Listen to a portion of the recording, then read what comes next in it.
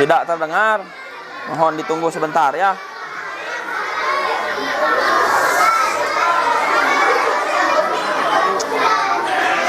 Kita belajar tauhid terakhir dengan Ustadz Rijal belajar tauhid. Sudah sampai mana? Sarang Abi mah kan sampai mudaroh ya. Hatur nuhun. Hatur, thank you. Tes.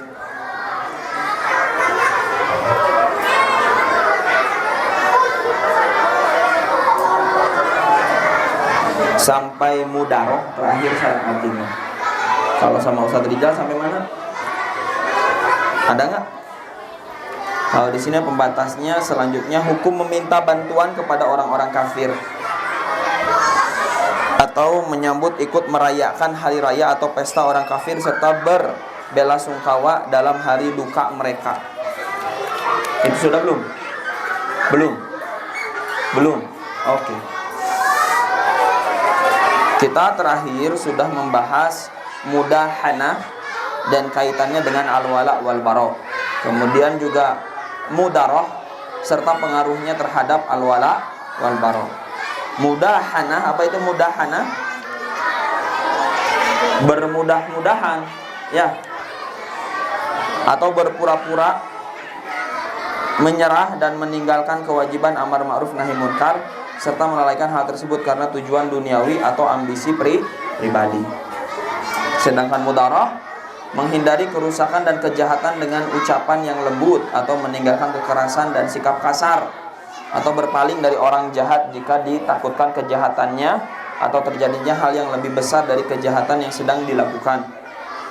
Misalnya bersikap lemah lembut kepada orang yang belum tahu dalam pengajaran, kepada orang fasik dalam melarang perbuatannya dan meninggalkan kesalahannya serta mengingkarinya dengan ucapan dan perbuatan, lebih-lebih ketika dihajatkan untuk melunakkan hatinya. Jadi kalau mudahanah itu kita tidak dalam rangka ngolok. Nah, ngolok tanya membujuk, betul. Itu kalau mudahanah tidak dalam rangka membujuk, tapi kitanya lemah.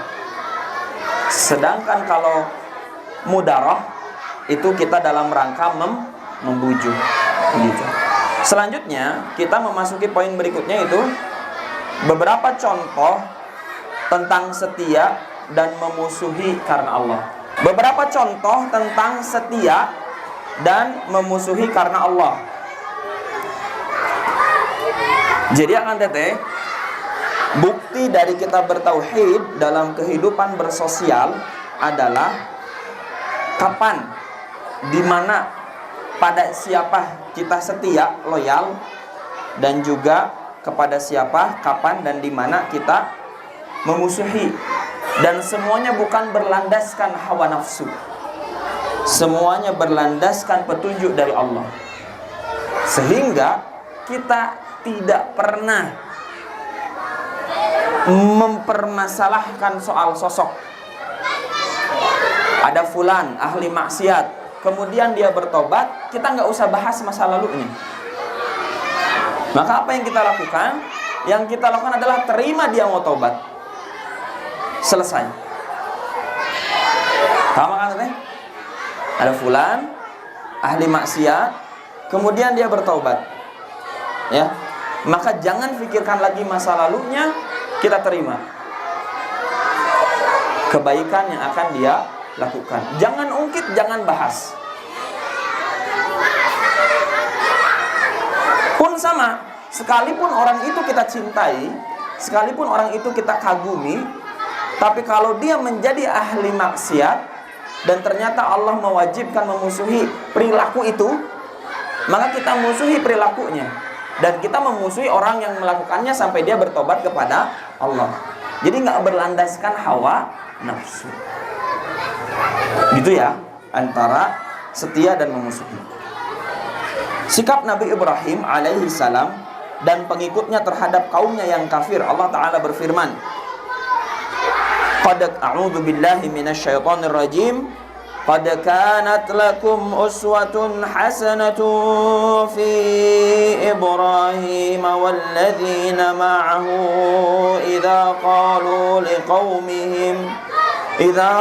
قالوا لقومهم إنا براء منكم ومما تعبدون من دون الله كفرنا بكم وبدا بيننا وبينكم العداوة والبغضاء أبدا حتى تؤمنوا بالله وحده. Surat Al-Mumtahanah ayat 4. Yang sudah hafal teh? Oh, asa hafal sebenarnya. Tapi asal lupa lagi.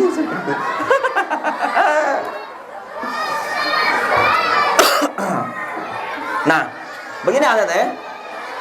Ada teh Ibu begini. Itulah fungsinya kita menghafal. Jadi saat kita mau membahas ayat itu sudah tidak asing lagi. Dan inilah fungsinya tadabbur. Sehingga apa yang kita hafal, kita tahu maknanya. Dan tadabbur itu bukan hanya sekedar kita mengkaji tafsirnya. Ini kita sedang tadabbur ayat-ayat Allah. Apa kata Allah dalam Quran surat Al-Mumtahanah yang berkaitan dengan sikap Nabi Ibrahim? Begini Nabi Ibrahim bersikap. Sesungguhnya telah ada suri tauladan yang baik bagimu pada diri Ibrahim dan orang-orang yang bersama dengan dia. Yaitu siapa? Kaumnya Nabi Ibrahim atau pengikutnya Nabi Ibrahim. Ketika mereka berkata kepada kaum mereka, sesungguhnya kami berlepas diri daripada apa yang kamu sembah selain Allah. Kami ingkari kekafiran kamu dan telah nyata antara kami dan kamu permusuhan dan kebencian buat selama-lamanya, untuk selama-lamanya sampai kamu beriman kepada Allah saja. Jadi ini bukan hawa nafsu akan tetapi membencinya. Tapi membencinya apa? Sesuai landasan yang Allah firmankan. Kafarna bikum, kafarna mana sih tadi? Inna bura'a minkum wa mimma ta'buduna min dunillah kafarna bikum wa bada. Kami mengkafirkan kekafiran kalian. Anehnya bahasanya, baru mendengar yaitu bahasa Quran. Kafarna bikum. Kami menolak kekafiran kalian. Kami berlepas diri dari kekafiran kalian. Wabada, dan dimulai bainana wa bainakum, antara kami dan antara kalian, adawatu wal baghdha, permusuhan dan kebencian, abadan, selama-lamanya, hatta tu'minu billah, sampai kalian beriman kepada Allah wahdah, yang maha esa. Jadi apa teh?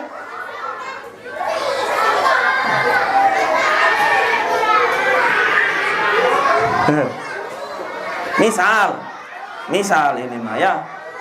Kalau ada rekan, ada kenalan yang melakukan kesyirikan untuk penglaris dagangannya, untuk keselamatan hidupnya dan sebagainya. Kemudian kita diperintahkan memusuhi hal tersebut. Begitu ya. Maka kita musuhi hal tersebut. Kalau nanti orangnya ini taubat, selesai. Kita nggak usah, Allah, emangnya bakal beneran tobat, paling kayak balik deui lamun sepi usaha nama gitu. Tidak ada pikiran begitu, orang beriman tuh nggak ada. Kalau dia sekarang menyatakan tobat, sebagaimana diri kita, sebagaimana diri kita di masa lalu banyak dosanya, banyak salahnya. Sehingga apa? Sehingga saat kita bertobat, berusaha mendapatkan kebaikan dari hidayah yang Allah berikan, maka kita pun membutuhkan lingkungan yang menerima. Maka kalau kita sekarang ini akan teteh ibu ini berkumpul sudah menjadi sebuah lingkungan, maka jadilah sebagai lingkungan yang menerima. Menerima apa? Menerima perbaikan yang sedang dilakukan temannya. Dan namanya sedang melakukan perbaikan, pasti ada kesalahan-kesalahan sisa yang dilakukan. Maka kalau ada kesalahan-kesalahan sisa yang dilakukan, yang kita lakukan adalah apa? Mudaroh. Paham ya? Enak ya?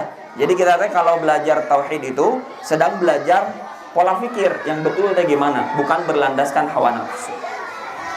Contoh lagi, contoh.